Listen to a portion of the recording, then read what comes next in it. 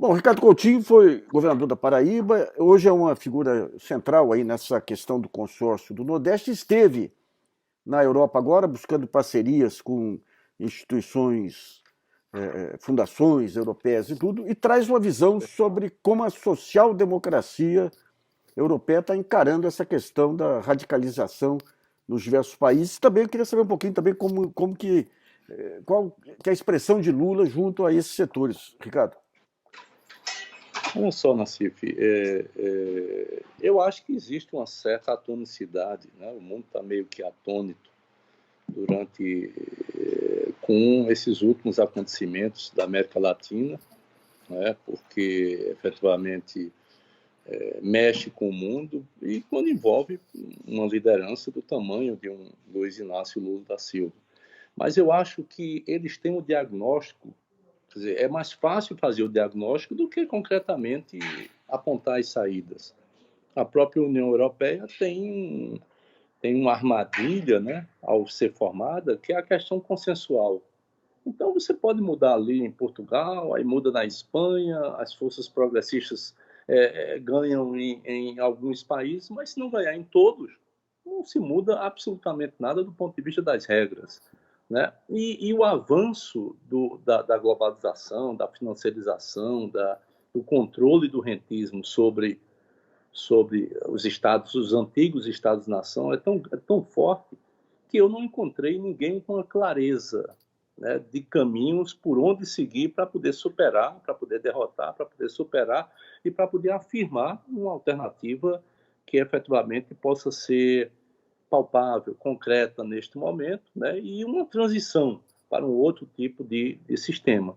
Mas do ponto de vista do diagnóstico, existe muita semelhança àquele diagnóstico que é feito aqui, que você faz aqui, particularmente, eu sempre acompanho as tuas postagens que você faz, mas sempre com isso, né, com a dificuldade enorme de sair dessa grande armadilha que foi a globalização e agora com essa mídia, né, que é capaz de formatar um tipo de política que nem sempre é a política real e verdadeira. Na Europa, os jornais também, a imprensa tem esse mesmo papel aí de vender essa ideia da redução do Estado como saída? Nem todos, né? Na Europa você não... Aliás, não é possível, né, se fazer comunicação como se faz no Brasil, né? O Brasil é uma piada, né, de mau gosto, né? Você não pode ter 6 grandes famílias dominando tudo. Você não pode ter o Congresso com mais da metade das rádios, né? Direto ou indiretamente. Né? Você não pode ter a imprensa da forma como, infelizmente, ela se comportou ao longo desses anos e mais ainda ao longo em qualquer país da Europa, ao colocar uma posição política, eles têm que abrir espaço para o outro lado. Não é permitido fazer uma espécie de caça às bruxas, né, como é feito no Brasil, né, de condenação prévia na opinião pública, não é permitido fazer isso na Europa. Você sabe disso. Agora, é claro que o mundo hoje começa a acordar para onde é que foi jogado, né? O próprio sistema capitalista, né? Porque a crise do capitalismo ela é forte exatamente porque o sistema financeiro, me parece, foi criado para alimentar o sistema produtivo. E hoje ele é muito maior do que o sistema produtivo. Ele controla e controla tudo. Eu acho que essa coisa toda, nós já conversamos pessoalmente, rapidamente, mas eu acho que essa coisa toda ela vai ser resolvida com democracia, né? Com variações de tipos de democracia. Democracia nas relações pessoais, democracia nas relações de trabalho, democracia nas relações empresariais. Eu estou dizendo que, na minha opinião, essa encruzilhada que nós estamos... Ele foi, na verdade, ele foi estabelecido para financiar a produção. E aí isso foi mudando gradativamente e ele foi ficando cada vez mais atrativo do que a própria produção. E essa, me parece, é o grande dilema, né? O grande choque que se tem entre um mundo capitalista anterior e esse novo mundo capitalista pós-globalização. E acho que isso só será só será ultrapassado a partir do momento em que haja uma recuperação de teses mais generosas dentro da concepção democrática. Essa democracia que nós estamos vivendo, alimentando e de certa forma, construindo, ela é insuficiente para os tempos atuais. Né? Votar em alguém, vota em alguém, dá um cheque em branco, meio que para os países, principalmente que são presidencialistas, e você alterna os partidos, mas não alterna os sistemas. Isso. Essa democracia, ela realmente exauriu, ela chegou no final. E é preciso recriar tudo isso, democracia na economia, democracia na partidária, democracia nas políticas sociais. É preciso fazer um mergulho, é preciso que a intelectualidade se volte para isso, né? Para que esteja, inclusive, à altura de ser chamada de intelectualidade. Ô, Ricardo, só para entender, isso, só para entender um pouquinho aí, no caso aí do Pacto do Nordeste, dos governadores do Nordeste, como é que vocês se relacionam com movimentos sociais, cooperativismo? De que maneira que se dá essa inserção aí da sociedade civil nas políticas públicas? Olha só, Nassif, o Nordeste tem tido uma governança, no meu entender, acima da média da governança brasileira nos últimos tempos, né? E não é fácil fazer governança numa região que tem uma riqueza menor, tem mais dificuldades históricas, né? Enfim, tem todos os problemas que são inerentes a esse processo desde a colonização até hoje. Mas no Nordeste você tem muito o pequeno, o micro.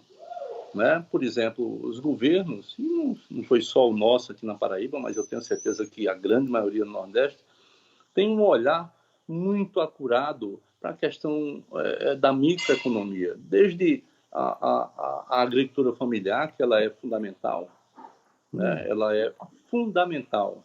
Muitas vezes a gente pensa que o Nordeste é semiárido, e a Paraíba tem 80% do seu território no semiárido, mas os editais que são feitos para compra de alimentos, para hospitais, para quartéis, para escolas, movimenta, né, aquilo que, a partir do governo Temer, desapareceu, que era o PAA. Você lembra que no governo da presidenta Dilma nós tínhamos cerca de um orçamento por ano de 732 milhões de compra direta ao pequeno produtor, principalmente agrícola, e isso caiu para 37 milhões aqui em 2017. Na Paraíba, quando caiu, eu tive que passar de 2 milhões para 40 milhões, porque senão eu quebrava a pequena economia, que é fundamental para o consumo na grande economia. Não é? Então, essa relação ela existe. Você também tem muitos programas de geração de renda. Né? O da Paraíba, eu vou falar da Paraíba porque é a experiência que eu implantei e que eu conheço. Né? Em 8 anos, nós conseguimos colocar concretamente na microeconomia 150 milhões de reais, que é muita coisa. Se você pegar 150 milhões de reais com 26 mil beneficiários, isso dá uma capilarização enorme. Né? E esse dinheiro ele é investido, essas compras, uma costureira tem lá, quer comprar uma máquina, 2 máquinas, 3 máquinas, sei lá. Né? O pescador uma cooperativa de pescadores quer comprar um barco de 250 mil, ele alimenta o mercado local. Né? E essa experiência ela é fundamental, porque ela não aparece nos grandes números, mas aparece no final. Né? O crescimento do PIB da Paraíba em 8 anos, mesmo com essa crise que jogaram o país, mesmo com essa crise, o crescimento do PIB da Paraíba foi 13% acima do crescimento médio do próprio Nordeste e mais de 16% acima do crescimento do PIB do país. E as políticas foram muito concentradas na descentralização, né, e na microeconomia, na baixa economia, porque aí você fortalece o consumidor. Ricardo, nessa sua ida então à Europa, aí, visitando os centros da social-democracia, o que representa hoje a figura do Lula? O Lula primeiro, é a maior liderança que o país já produziu e é a única grande liderança que o país tem hoje. Né? Assim, do ponto de vista de liderança, né? Do ponto de vista de gente que leva a pancada e fica de pé, né? Ou seja, porque você ser liderança, vamos dizer assim, manipulada por uma grande rede ou pelas grandes redes de televisão, construída pelas grandes redes de televisão, essa liderança ela não tem consistência, evidentemente. Então, Lula representa isso. E a prisão do Lula, para aqueles que queriam simplesmente destruí-lo, vai se comprovar que foi um erro muito grande. O Lula sai muito maior do que entrou. É claro que atingiram um objetivo primário, que era não permitir que o Lula disputasse uma eleição. Né? Quer dizer, quem fez o que fez de 2013, depois de 2016, para implantar uma outra agenda que jamais passaria no crivo de uma eleição onde tivesse debate, onde tivesse discussão. Quem fez uma agenda daquela, quem implantou uma agenda daquela a partir da derrubada de um governo sem crime de responsabilidade, evidentemente que não permitiria uma candidatura como a do Lula. Agora, a decisão do STF, né, além do Lula, que eu acho que é algo importante, porque fortalece a luta antidestruição de tudo aquilo que se conseguiu fazer nesse país, não só das políticas sociais, do Estado, mas a prisão de Lula, além de fortalecer, ela abre um campo de esperança, e eu senti muito isso, e senti ontem, né? Ontem era visível, você pesquisar as coisas aí, era como se as pessoas tivessem acordado, não só no Brasil, mas no mundo inteiro. Então, o interesse sobre a pessoa de Lula é um interesse muito grande, porque apesar de ter uma clareza, pelo menos os intelectuais com quem eu tive contato, de que o Lula falhou, o Lula não, o projeto falhou, né? Ao não promover as mudanças, né? as mudanças estruturais tão necessárias e que terminaram o derrubando e derrubando a todos, terminaram abrindo espaço para o lavajatismo, para esse tipo de expressão completamente por fora do Estado de Direito, né? Ou seja, apesar dele não ter conseguido fazer isso, mas o esforço do Brasil, talvez um esforço pioneiro na história do Brasil, de inclusão social, né, de multilateralismo, não sendo pioneiro, mas o Brasil sempre teve uma tradição de multilateralismo, quebrada agora por Bolsonaro, né? Mas é um esforço muito reconhecido no mundo inteiro. O Lula é muito forte, Nassif. O Lula consegue ter, seja na França, em qualquer parte do mundo, uma expressão e generosidade muito forte. E é preciso, eu acho, né, compreender que isso por si só não resolve os problemas do país, não resolve os problemas do nosso campo progressista, mas eu acho que o Lula, com a sua inteligência, precisa e haverá de compreender mais do que nunca o seu papel neste momento de reaglutinação das forças, sem hegemonismo, sem exclusivismo, mas reaglutinação das forças políticas consequentes.